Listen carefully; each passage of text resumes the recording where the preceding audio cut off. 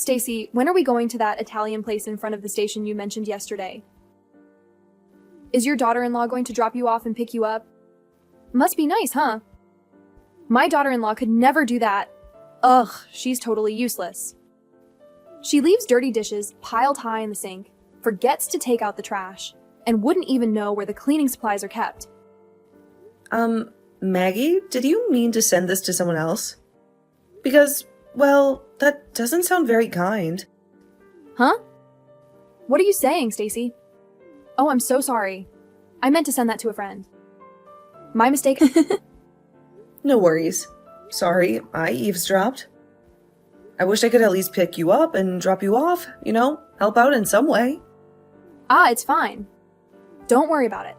You have a very nice face. That alone makes you worth it, right? I don't think so. I want to help you and Maurice. It breaks my heart to see him struggling so much. But it's impossible, right? You can't help me with legs like that. Oh, poor you. So young and yet living life in a wheelchair. You can't even enjoy fashion. If I were you, I wouldn't be able to live with it. You must spend all day in sweats, right? Forget about cute shoes or those high-waisted jeans everyone's wearing. I'm so sorry if my words make you sad. Yeah, but I can still wear clothes while sitting. And trust me, I have a fabulous shoe collection that doesn't require high heels.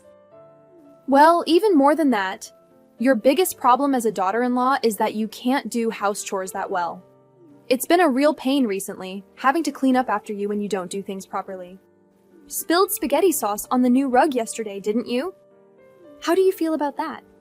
Do you think you could at least apologize properly? Yes, I'm terribly sorry for the inconvenience. But let me tell you, I can cook and clean just fine.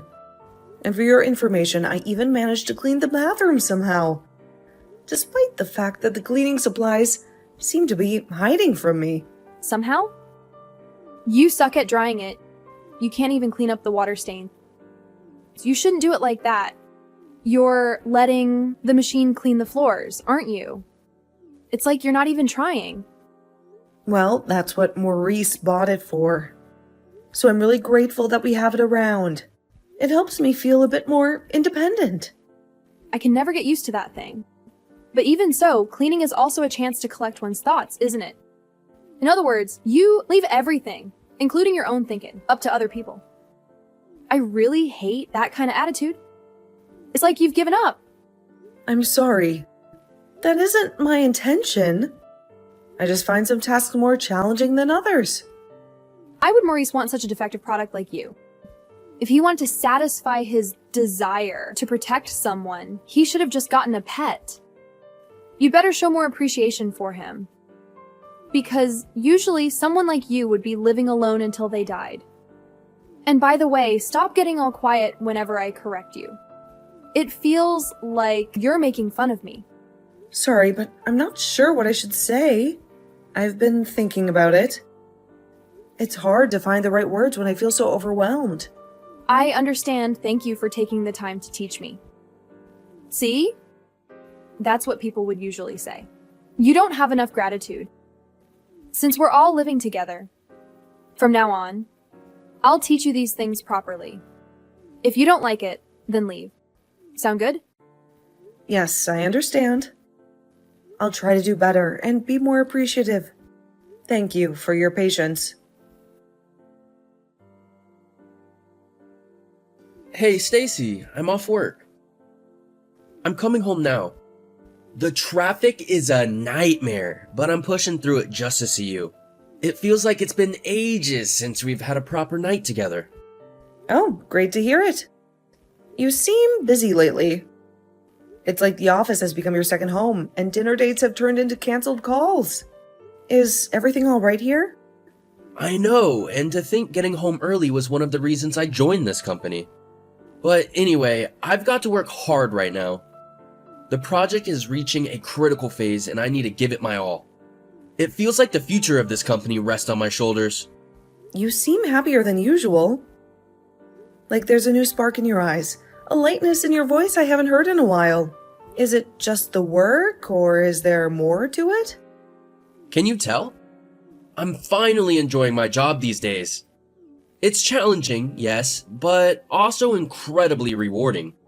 I feel like I'm finally starting to understand the bigger picture, like all the pieces are falling into place. It's a welcome change from feeling of just going through the motions. That's really great to hear, Maurice. I'm always rooting for you.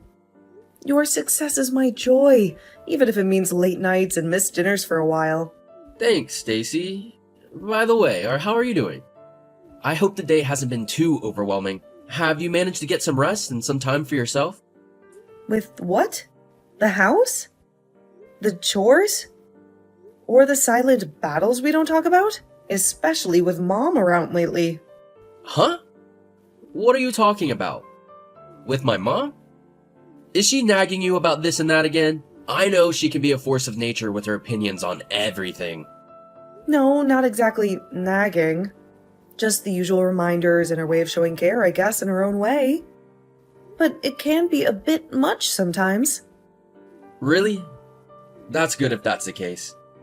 Because she can be pretty picky when it comes to keeping up her appearances. If she does nag you about anything, tell me right away. I'll be your knight in shining armor, ready to take on a dragon of a mother-in-law. I'm fine.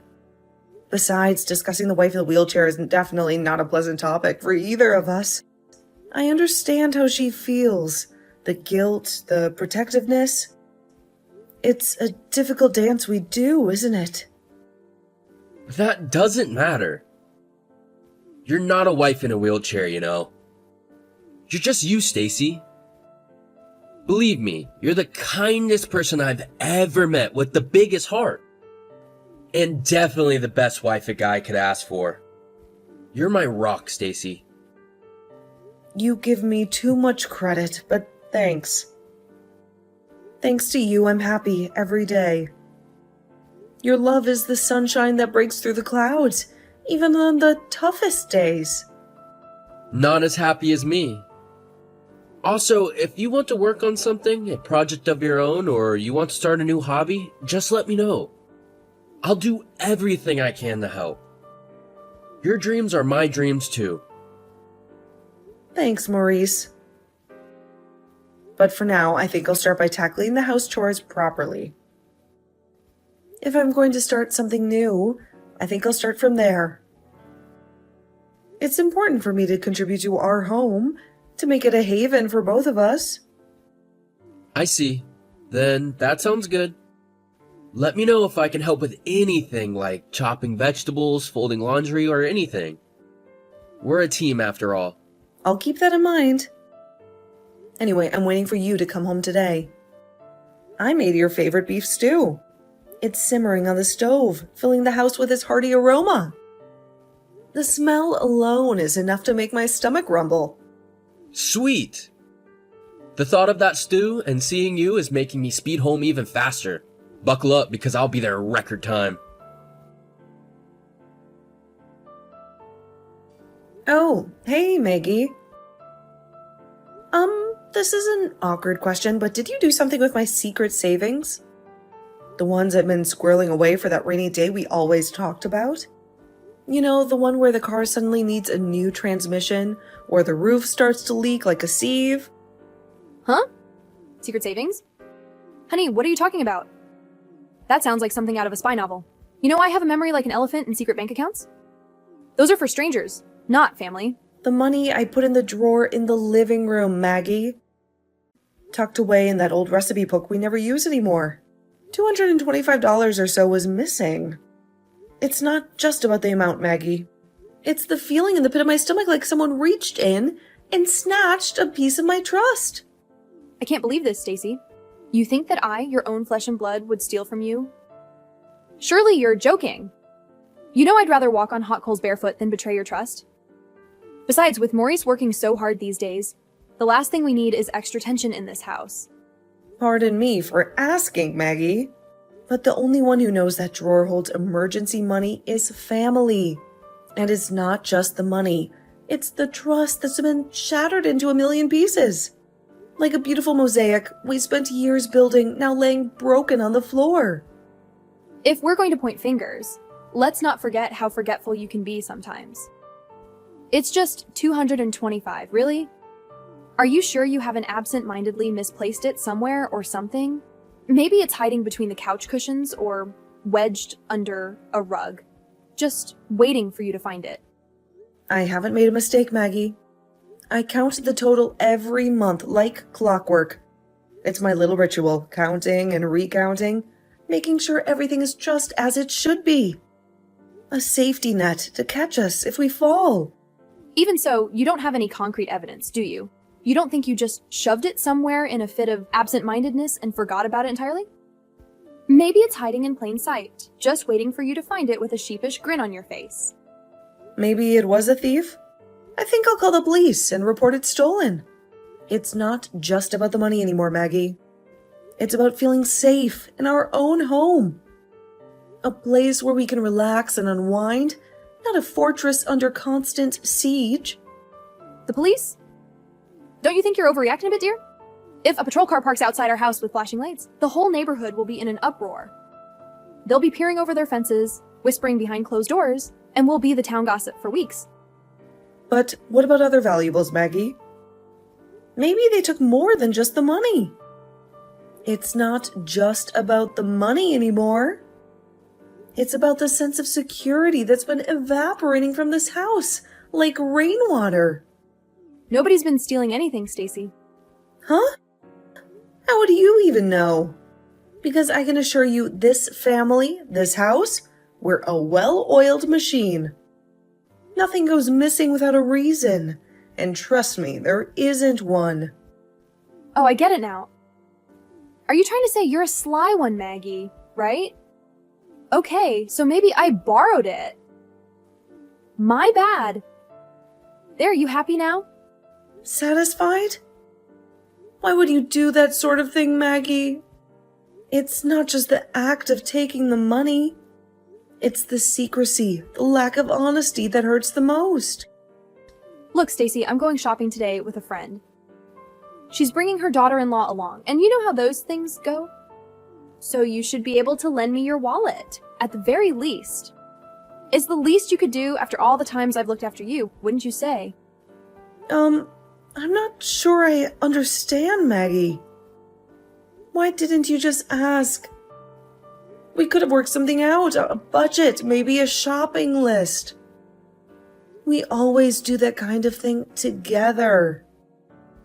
Do you have permanent brain damage too? Usually daughters share these pastimes with their mothers-in-law. They bond over the latest fashions, gossip about the neighbors, and maybe even snag a bargain or two. Since you can't exactly stroll down Fifth Avenue with Maurice on your arm, you can at least give me some money. It's the unwritten rule of family dynamics. Haven't you learned anything living in this house? How can you decide on my behalf that I can't do it? I would go with you if you invited me. We could navigate the bustling shops together, me in my trusty wheelchair and you with your endless supply of shopping bags. I'm more than just a wallet, Maggie. I'm your daughter-in-law, and maybe, just maybe, we could use this as an opportunity to build a bridge between us. It's embarrassing. If I was walking with someone like you, people would stare at us. They'd whisper about the poor woman stuck in a chair, and I wouldn't be able to hold my head up high. I really can't do it. It's not just about you. It's about maintaining appearances. This town thrives on gossip, and I won't be the one feeding the rumor mill. It's that bad? I never knew you felt this way. It's like I'm some kind of burden, a stain on your perfect image. All this time, I thought we were becoming closer, a family even. But apparently, I'm just a secret you keep hidden away, a source of shame. If you can't even do the simplest duties as a wife, then you can leave. This conversation is over. Frankly, it's exhausting. All I want is a nice day out with a friend, and you turn it into this dramatic ordeal. It's disappointing that Maurice will be on a business trip for my birthday next week. If it's just the two of us, it'll be so depressing. There goes my celebratory lunch plans. Well, I'll come home in the evening then. Maybe I'll find some solace in the quiet, a glass of wine, and a good book. Please wait, Maggie. Don't walk away from this. We need to resolve it for the sake of our family, for the sake of what we once had. Maybe not the picture-perfect family you envisioned, but a family nonetheless. There has to be a way past this, a way for us to understand each other.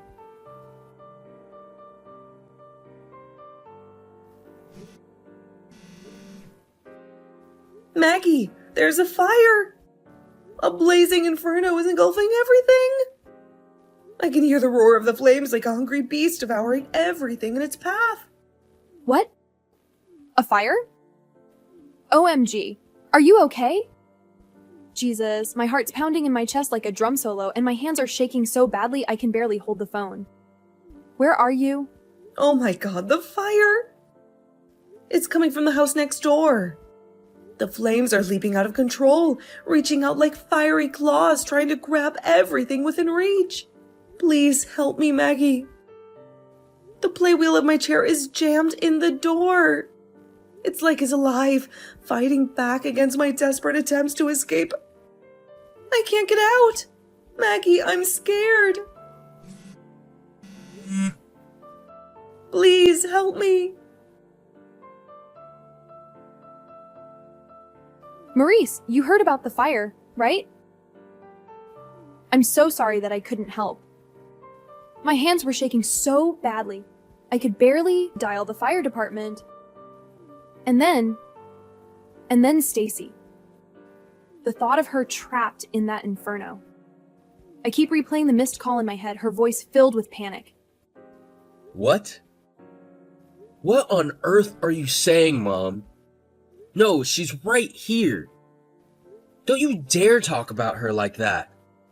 Well, Mom, you know, the news reports, they can't all be wrong, can they? Huh? But the news said there were fatalities. A woman in a wheelchair, trapped in the blaze. That wasn't Stacy. It couldn't be.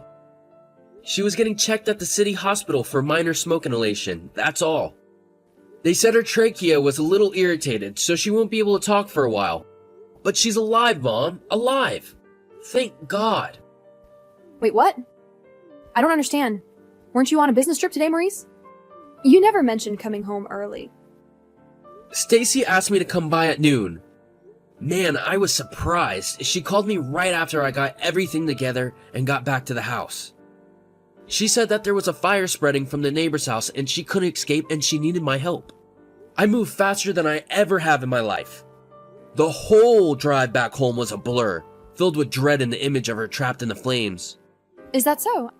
I'm glad she's okay, truly. You had me worried for a moment. She's not okay, you hag! Hag? Now listen here, young man, don't you use that tone with me. Why are you acting like everything is all fine? You abandoned her in a fire. And I know you knew. She told you about the fire in those frantic texts. You ignored her call for help and ran away. Wait a second, Maurice. You don't understand. There must be some mistake, my dear son. She showed me the texts too. All of them leading up to now. The constant jabs, the belittling marks, the accusations. What the hell is wrong with you? Aren't you ashamed saying awful things like that to my wife every day and even stealing her money? I, for one, am mortified. I feel so sorry for Stacy. And I'm embarrassed to be your son. The woman I love almost died, and I don't even know what to say to you anymore. Listen to me, Maurice. I was just thinking about your happiness first and foremost. Since you were a little boy, you've always loved things like rock climbing and playing outside, scaling every jungle gym with that fearless glint in your eye. You can't exactly do those things with her, can you?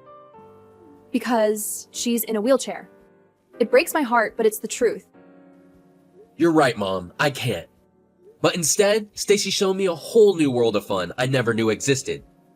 We go to these cozy little cafes with mismatched furniture and poetry readings, and we even went to a planetarium last week. It felt like we were floating among the stars, just the two of us. Being with her is an adventure every single day, even if it's not the kind you had in mind. What about how it looks to others, Maurice? You're going to be moving up in the world, climbing that corporate ladder one rung at a time. No one can really support you if you have a crippled wife, as you so delicately put it. Sometimes your boss will even come to your house for dinner parties. How will you explain her then? It'll look bad, Maurice. For your career. Explain her?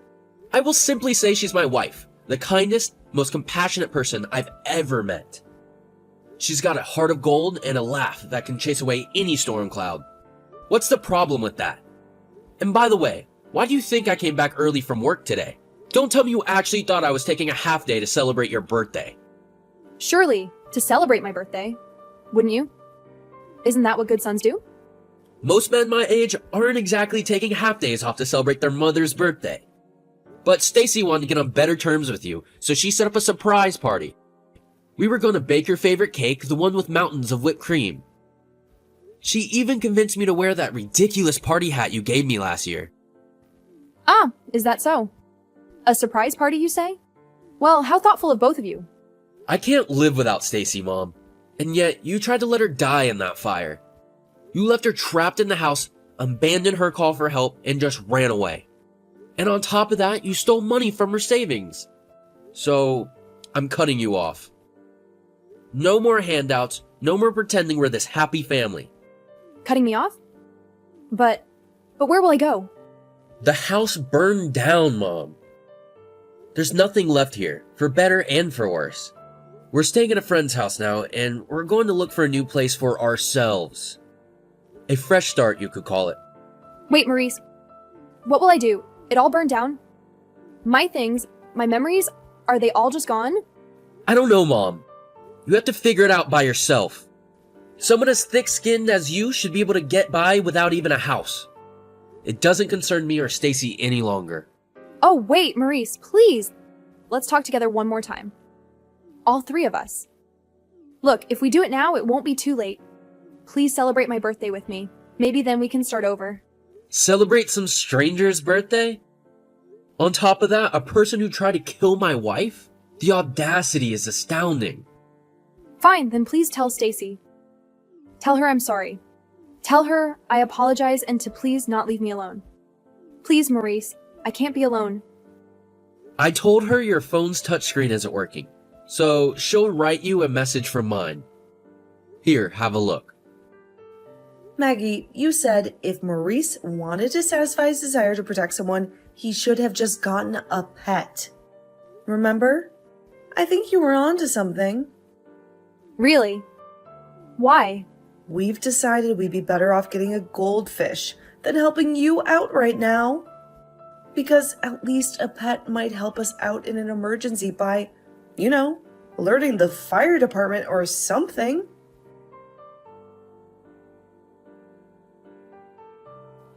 After that, Maurice and I rented a new apartment close to his company and started our new life there. I heard that Maggie, her relatives dwindling, had no choice but to go to her sister's house. Her sister lives on a farm in the countryside, and I heard she has Maggie working all day, doing the farm work she used to make fun of. She messaged Maurice one more time, saying that she would die if she had to work in a place like that, but he left her on red. Now I can laugh about it, but the fear of that day hasn't quite disappeared. But recently, I've thought that maybe I'm glad it happened because of what it resulted in.